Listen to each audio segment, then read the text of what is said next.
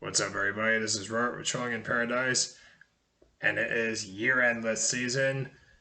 Time for my top 10 favorite metal albums of 2023. So let's get started. Number 10, Scar Symmetry with The Singularity Phase 2 Zenitaph. That came out on June 9th on Nuclear Blast Records, 7th record from this Swedish death metal progressive metal act. First album in 9 years since 2014 when they put out Singularity Phase 1. I love the first song in there, Chronolis. Kind of reminds me of 2 Weeks by All That Remains. Also, the cleans kind of remind me of ICS Vortex from Borknagar. And yeah, I love the song Soul Scanner, and also A Voyage with Tailed Meteors. Kind of reminds me of In Flames. So yeah. Number 9. Dying Fetus, Make Them Beg for Death.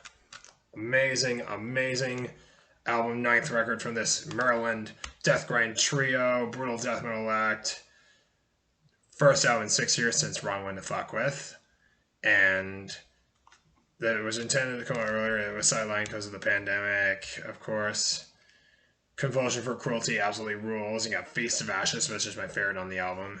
Throw Them in the Van, which is about kidnapping. Unbridled Fury is disgustingly nasty. And I like the album cover on this, kind of based on like an old slasher movie. You can see the knife, and the person's about to get their throat slashed. So yeah, that is Dying Fetus, Make Them Beg for Death, number 9. Number 8, Cattle Decapitation, Terracite, came out May 12th.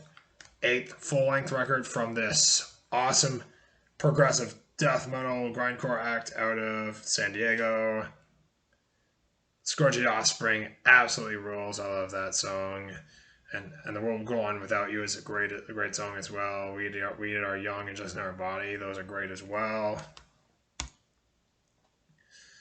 Number 7, Rotten Sound, Apocalypse.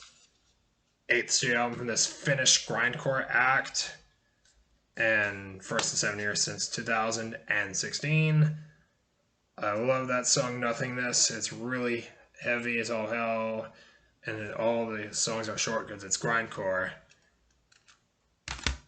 But I know the vocals on it are kind of high-pitched, and it sounds like nails across a chalkboard sometimes. But yeah. Overkill, Scorched. April 14th was when this came out. 20th studio album from this New Jersey thrash act. First in 4 years since 2019. It was sidelined because of the pandemic, obviously. Like so many releases I got in this pile. The opening track, Scorched. Fucking heavy. The Surgeon, amazing song. And you got Won't Be Coming Back, which is awesome. And Twist of the Wick is great. Bag of Bones, close it out. Really good. Bobby Blitz at the top of his game on this one. It's Overkill with Scorched. At number 5, Ashes, Organs, Blood, and Cuts by Autopsy, which came out October 27th. And really good album. Got Rabid Fearold, Open It Up, Throat Saw, Toxic Death Fuck. Really good ones as well. As well as Bones to the Walls and Well of Entrails. Chris Reifert absolutely crushed it with this release. This next one, number 4, Ahab, The Coral Tombs, released January 13th. This is the first album since 2015 for this German Funeral Doom act, based on 20,000 Leagues Under the Sea. And Professor Aronnax's Descent to the Vast Oceans. Absolute amazing opener. And Ahab, they love nautical literature and the ocean, obviously. Number 3, the only one I got in vinyl since I couldn't get a copy of it on CD. Suffocation, Hymns from the Apocrypha. Came out November 3rd, 9th studio album from this technical death metal act out of Long Island, New York. First in 6 years since 2017. They had been working on it for a while.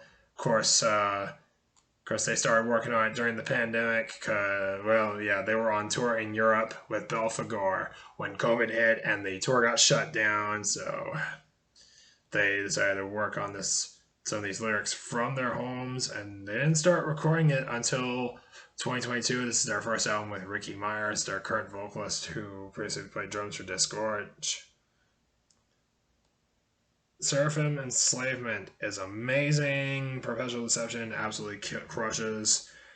I love Ricky Myers' low pitch, that sort of thing. Ignorant Deprivation, a re-recording from Bring the Spawn. Of course, their old vocalist Frank Mullen came back for that track. That's Suffocation with Hymns from the Apocrypha, number 3. Number 2, I knew that you knew this was going to be on the list. Enslaved Heimdall. Came out on March 3rd. 16th record from this Norwegian prog black metal act. And actually got to see them live with Insomnium and Black Anvil in Vancouver. That was a great show. Though they were short a member, Ivar Bjornsson had a family emergency, but Ivar came back for the last few dates on that run. And Enslaved were amazing. Kingdom, I love that song. Forest Dweller is awesome. Congelia is also really good. The closing track, Heimdall, absolutely rules. And the last one, number 1, Cannibal Corpse, Chaos Horrific. Came out September 22nd on Metal Blade Records, 16th record from this Buffalo, New York death metal act. These death metal legends. Of course, George Fisher absolutely rules on there. George Corsair Fisher crushes it on this album. You got Summoned for Sacrifice, Bloodblind, those are great songs. Vengeful Invasion is also really gruesome. Chaos Horrific. And I'm going to be seeing these guys in April with Amon Amarth at the Peony Forum with Obituary and Frozen Soul, who both released albums this year, but those two bands didn't make my list, unfortunately. So yeah, that is my favorite metal albums of 2023. I'll see you later.